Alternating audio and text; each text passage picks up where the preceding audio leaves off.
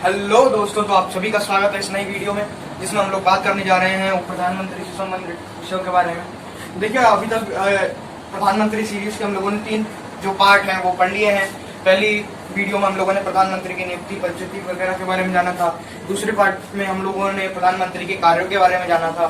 तीसरे पार्ट में हम लोगों ने अभी तक जितने भी प्रधानमंत्री हुए उनके बारे में जाना, प्रधानमंत्री से संबंधित अन्य चीजों के बारे में जाना।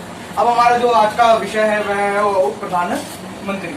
देखिए, उप प्रधानमंत्री के बारे में जो यूजुअली है वह हम लोग बात नहीं की जाती है, क्योंकि इसके बारे में हम चर्चा करेंगे कि इसके बारे में जानकारी क्यों नहीं है या इसके बारे में पता क्यों नहीं है। तो आइए हम आज की देख लेते हैं, आज किन चीजों के बारे में चर्चा करेंगे। तो आज हम लोग प्रधानमंत्री के पद के बारे में चर्चा करेंगे, उसके पश्चात हम उसके कार्य के बारे में चर्चा करेंगे, उसके पश्चात आज उसकी नियुक्ति और पद्धति के बारे में हम लोग चर्चा करेंगे, यानी कि उसको पद से हटाने के बारे में चर्चा करेंगे, और वो प्रधानमंत्री अन्य के बारे में, यानी कि प्रधानमंत्री से संबंधित जितनी भी बातें हैं उन सब के बारे में चर्चा करेंगे। तथा इसके अलावा अगर तो हम अन्य विषयों के बारे में, जैसे मुख्यमंत्री के बारे में भी थोड़ी सी चर्चा करेंगे। तो आइए इस वीडियो को प्रारंभ करते हैं। देखिए, इस वीडियो को प्रारंभ करते हैं। चलिए, हम देखिए हमारे जो पहला टॉपिक है पद, उसको प्रारंभ करते हैं। देखिए, पद का तात्पर्य ये है कि जो प्रधानमंत्री का पद है वह कैसा पद है, यानी कि प्रधानमंत्री से संबंधित बात जो है वो संविधान में कही गई है या नहीं कही गई है, या ये ऐसा ही कोई प्रधान या पद है या उपराष्ट्रपति जैसा ये कोई पद है। तो आइए इन सब चीजों के बारे में हम लोग जानकारी लेते हैं कि यह किस प्रकार का पद है। तो आइए हम लोग जानकारी लेते हैं। तो देखिए, जो प्रधानमंत्री का पद है यह एक असंवैधानिक पद है। कैसा पद है? असंवैधानिक पद है। ये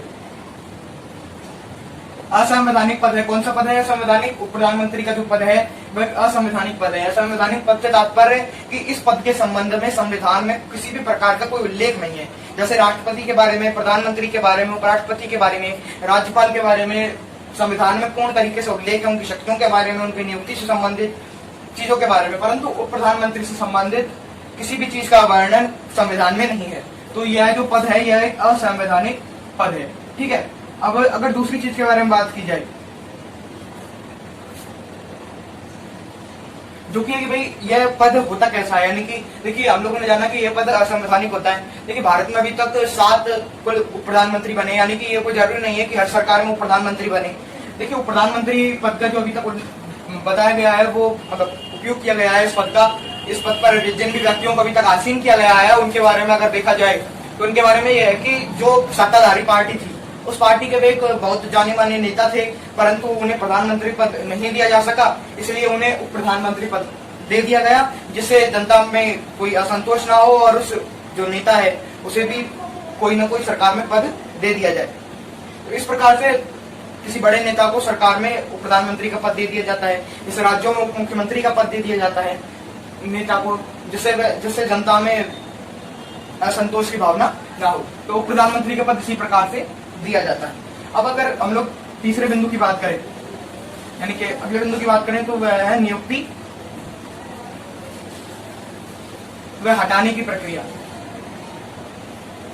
तो देखिए, यह कोई संवैधानिक पद तो है नहीं, तो इसके हटाने की और नियुक्ति की कोई विशेष प्रक्रिया संविधान में उल्लेखित नहीं है। तो देखिए, इसका अभी तक जो भी 7 हमारे उप प्रधानमंत्री बने हैं उनको किस प्रकार से नियुक्त किया गया और किस प्रकार से हटाया गया। तो देखिए, जब भी सरकार बनती है कि प्रधानमंत्री जब भी नियुक्त किया जाता है तो प्रधानमंत्री अपने साथ ही एक उप प्रधानमंत्री को भी नियुक्त करता है। इस उप प्रधानमंत्री की जो नियुक्ति है, इसकी जो शपथ वगैरह का कार्य है वो प्रधानमंत्री की भांति ही किसके द्वारा कराया जाता है? राष्ट्रपति के द्वारा किया जाता है। इसके द्वारा राष्ट्रपति द्वारा इसकी शपथ आदि का कार्य किया जाता है। अब अगर इसको हटाने की बात करें तो इसे किस प्रकार से हटाया जाता है? तो भाई ये इसका इस्तीफा दे दिया जाएगा, यानी कि यह अगर अपना इस्तीफा राष्ट्रपति को दे देगा तो यह अपने पद से स्वयं हट जाएगा। वैसे इसका कोई भी प्रधानमंत्री का कोई भी कार्य नहीं होता है, जो कि प्रधानमंत्री का जो मुख्य कार्य है वो हम लोगों ने देखा था। अगर इसका कार्य प्रधानमंत्री का तब है जब प्रधानमंत्री शासन करने योग्य ना हो। शासन करने योग्य ना हो मतलब वे देश में कोई मुख्य निर्णय लेना है और प्रधानमंत्री देश से बाहर गया है, तो वो प्रधानमंत्री की आवश्यकता होती है, या प्रधानमंत्री की आपातकालीन मृत्यु हो गई है तो प्रधानमंत्री को प्रधानमंत्री घोषित कर दिया जाता है, या अगर प्रधानमंत्री ने अपने पद से इस्तीफा दे दिया है तो प्रधानमंत्री को प्रधानमंत्री बना दिया जाएगा, यानी कार्यवाहक प्रधानमंत्री के तौर पर कार्य के लिए नियुक्त किया जाएगा। ये सब कार्य किसके द्वारा किए जाते हैं? उप प्रधानमंत्री के द्वारा किए जाते हैं। तो इसकी जो नियुक्ति है वह हटाने का जो प्रक्रिया है उसका कोई संविधान में उल्लेख नहीं, क्योंकि हम लोगों ने पहले देखा था ये एक असंवैधानिक पद है। तो इसके जो नियुक्ति और हटाने का कार्य है वो राष्ट्रपति द्वारा किया जाता है, जैसे प्रधानमंत्री को किया जाता है। हमारा जो अगला बिंदु है वह है इसके कार्य। हम लोगों ने देख लिए थे कार्य है, अगर हम लोग देखें इसके कार्य, तो इसके कार्य यही है, प्रधानमंत्री की अनुपस्थिति में प्रधानमंत्री के कार्य करना। यानी कि इसके कार्य क्या है, प्रधानमंत्री की अनुपस्थिति में प्रधानमंत्री की अनुपस्थिति में प्रधानमंत्री के कार्य करना। ये उसके मुख्य कार्य है। इसके अलावा उसे किसी प्रकार का कोई अलग से चीज उसके लिए लिखी नहीं गई है। तो हम इसके जो वेतन वगैरह है वो भारत सरकार के हिसाब से जितना प्रधानमंत्री को मिलता है उससे थोड़ा सा कम वो प्रधानमंत्री को वेतन दिया जाता है। देखिए हालिया हम इन बिंदुओं के बारे में देखा तो भाई प्रधानमंत्री का जो पद है वह असंवैधानिक पद है। इसकी जो नियुक्ति है वह राष्ट्रपति के द्वारा की जाती है, हटाने की प्रक्रिया भी राष्ट्रपति के द्वारा अगर ये इस्तीफा देता है तो इसका हटाने की प्रक्रिया का या नियुक्ति की प्रक्रिया का संविधान में कहीं कोई उल्लेख नहीं है। तथा इसका जो मुख्य कार्य है वह यही है कि भाई प्रधानमंत्री की अनुपस्थिति में प्रधानमंत्री के कार्यभार को संभालना, ये इसका मुख्य कार्य है। ठीक है, अगर ये देखा जाए कि भाई इसके पद के लिए कौन कौन सी योग्यताएं होनी चाहिए, मतलब अभी तक अगर जो हमारे साथ प्रधानमंत्री हुए हैं उनकी अगर योग्यता के बारे में एक तरीके से बात की जाए तो इसके लिए कोई संवैधानिक क्राइटेरिया नहीं दिया गया। परंतु अगर वह लोकसभा का चुनाव जीता ही नहीं है या विधानसभा का चुनाव जीता ही नहीं है तो वो उसे उप मुख्यमंत्री या उप प्रधानमंत्री घोषित नहीं किया जा सकता। अगर उसे कर दिया गया है तो उसे 6 महीने के भीतर सदस्यता लेनी होगी। यानी कि ये कोई संवैधानिक पद नहीं है, परंतु कुछ संविधान के जो चीजें हैं वह इस पर लागू होती है, जैसे मंत्रियों की चीजें हैं उनको इस पर लागू होती है। तो इसकी योग्यता वगैरह का कोई क्राइटेरिया नहीं है क्योंकि यह एक असंवैधानिक पद है। ठीक है, ये बात हम लोगों ने जानी थी कि यह पद असंवैधानिक है, नियुक्ति हटाने की प्रक्रिया इसकी राष्ट्रपति द्वारा की जाती है। अब हम लोग देखते हैं कि भाई अभी तक जो हमारे उप प्रधानमंत्री हुए हैं वो कौन कौन हुए हैं और उनके क्या और वो किस किस के समय में हुए हैं। यानी कि उस समय के हम लोग प्रधानमंत्री भी देखेंगे, उस समय के प्रधानमंत्री कौन थे, और ये भी देखेंगे कि उस समय के उप प्रधानमंत्री कौन थे। तो आइए देखते हैं। देखिए अभी तक हमारे देश में कुल 7 उप प्रधानमंत्रियों बने हैं। देखिए पहली जो हमारी लोकसभा थी, यानी जवाहरलाल नेहरू के समय से ही ये प्रधानमंत्री पद का जो है प्रचलन चल गया था। तो आइए देखते हैं हम लोग। पहला एक तरफ हम लोग लिखते हैं पीएम यानी कि प्रधानमंत्री और दूसरी तरफ लिखते हैं उप पीएम यानी कि उप प्रधानमंत्री। ठीक है, तो देखिए अगर प्रधानमंत्री के बारे में बात की जाए कि भाई प्रधानमंत्री कौन थे, तो भाई पहली बार जो प्रधानमंत्री बनाने का कार्य किया गया वह किया गया था जवाहरलाल नेहरू द्वारा। किसके द्वारा किया गया था? जवाहरलाल नेहरू द्वारा। जवाहरलाल नेहरू द्वारा किया गया था। और उस समय जो उप पीएम थे यानी कि प्रधानमंत्री बनाए गए थे पहली लोकसभा में, वे बनाए गए थे वल्लभ भाई पटेल। और बनाए गए थे वल्लभ भाई पटेल। वल्लभ भाई पटेल को प्रधानमंत्री बनाया गया था, मतलब साथ साथ में उन्हें गृह मंत्रालय भी सौंपा गया था। इसके बाद अगर देखा जाए कि दूसरा व्यक्ति कौन था जो जिसे प्रधानमंत्री उप प्रधानमंत्री बनाया गया, देखिए जो मोरारजी देसाई थे, मोरारजी देसाई को प्रधानमंत्री बनाया गया। देखिए मोरारजी देसाई को प्रधानमंत्री इसलिए बनाया गया और ये बनाया गया था इंदिरा गांधी के समय में। किसके समय में बनाया गया था? ये बनाया गया था इंदिरा गांधी के समय में। देखिए इंदिरा गांधी के समय में इन्हें प्रधानमंत्री इसलिए बनाया गया था क्योंकि इंदिरा गांधी से पहले जवाहरलाल नेहरू की जब मृत्यु हो गई थी तो मोरारजी देसाई ने कार्यवाहक प्रधानमंत्री का कार्यभार संभाला था। तथा उसके पश्चात जब लाल बहादुर शास्त्री की मृत्यु हुई थी उस समय में मोरारजी देसाई ने कार्यवाहक प्रधानमंत्री का कार्यभार संभाला था। इसलिए मोरारजी देसाई कांग्रेस के बहुत बड़े नेता थे और इंदिरा गांधी उस समय प्रधानमंत्री पद के उम्मीदवार थी। इसलिए मोरारजी देसाई को जनता असंतोष व्याप्त ना हो इसलिए मोरारजी देसाई को प्रधानमंत्री का पद दिया गया। तो अब देखते हैं हम लोग तीसरे नंबर पे। देखिए अगर तीसरे नंबर की बात की जाए तो देखिए तीसरे नंबर पे 2 प्रधानमंत्री आते हैं। देखिए 2 प्रधानमंत्री कौन कौन है? एक तो है जगजीवन राम। कौन है? जगजीवन राम, या राव भी बोलते हैं, जगजीवन राव और चौधरी चरण सिंह। जगजीवन राव और चौधरी चरण सिंह। देखिए चौधरी चरण सिंह और जगजीवन राव के बारे में बात की जाए तो ये मोरारजी देसाई के समय में ही वो प्रधानमंत्री रहे थे। क्योंकि देखिए मोरारजी देसाई के समय ये कांग्रेस के एक बहुत बड़े नेता थे, इसीलिए इन्हें उप प्रधानमंत्री बनाया गया। इन दोनों को एक साथ उप प्रधानमंत्री नहीं बनाया गया, इनकी मृत्यु हो गई थी, इस कारण से इन्हें दोबारा मतलब दूसरे व्यक्ति को उप प्रधानमंत्री बनाया गया। यानी 2 उप प्रधानमंत्री बनाए गए थे। ठीक है, यानी कि पहली बार भारत के इतिहास में मतलब राज्य व्यवस्था में हुआ कि भाई 2 उप प्रधानमंत्री एक साथ में बनाए गए थे। अगर हम चौथे की बात करें तो चौधरी चरण सिंह के बाद बीपी सिंह जो थे, बीपी सिंह के समय में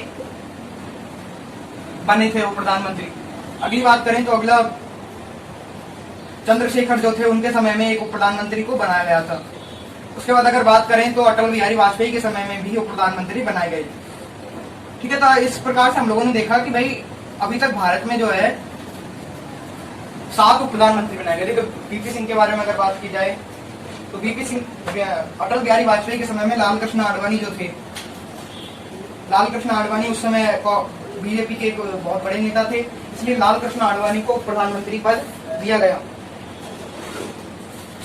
देखिए, अगर बीपी सिंह की बात करें तो बीपी सिंह के समय में वाई पी चहवार नाम के नेता थे, उन्हें उप प्रधानमंत्री पद दिया गया। ठीक है, अगर चंद्रशेखर के समय में बात की जाए,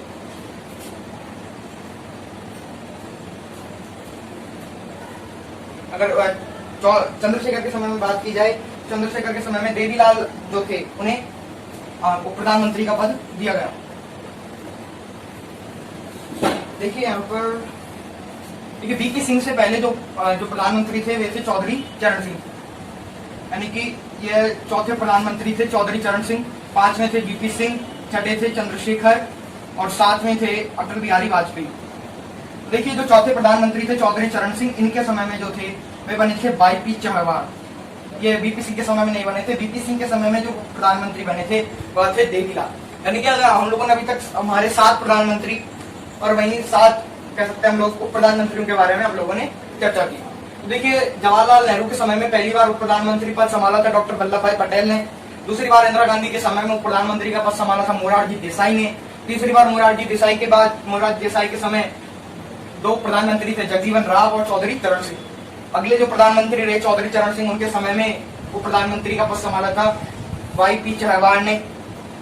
उसके बाद जो अगले हमारे प्रधानमंत्री थे बीपी सिंह के समय में और चंद्रशेखर के समय में जो अगले प्रधानमंत्री थे, उनके समय में देवीलाल ने उप प्रधानमंत्री का पद संभाला था। यानी दोनों प्रधानमंत्रियों के समय एक ही उप प्रधानमंत्री था जिसका नाम था देवीलाल। साथ में जो हमारे अभी तक ये बोल सकते हैं लेटेस्ट जो प्रधानमंत्री रहे हैं वो रहे हैं लाल कृष्ण आडवाणी। लाल कृष्ण आडवाणी अटल बिहारी वाजपेयी के समय में इन्होंने उप प्रधानमंत्री का पद संभाला था। तो अभी तक हमारे देश में ये उप प्रधानमंत्री पद इन लोगों ने संभाला है। उप प्रधानमंत्री कोई संवैधानिक पद नहीं है। तो अभी तक हम लोगों ने उप प्रधानमंत्री को कंप्लीट कर लिया है। तो अब हम लोग हमारी जो आगे की चीजें हैं उन्हें कंटिन्यू करेंगे। देखिए उप प्रधानमंत्री हमारा यहाँ पर ये संपूर्ण हो चुका है। तो आइए हम लोग आगे की चीजों को, इसी के साथ आज के जो वीडियो है ये हम लोग यहीं पर समाप्त करते हैं। कल की वीडियो में हम लोग मुख्यमंत्री और अन्य चीजों के बारे में जानकारी लेंगे। तो अगर आप लोगों को वीडियो पसंद आई तो वीडियो को लाइक शेयर जरूर करें और वीडियो पर कमेंट जरूर करें और हमारे चैनल को सब्सक्राइब जरूर करें। वीडियो को अंत तक देखने के लिए धन्यवाद।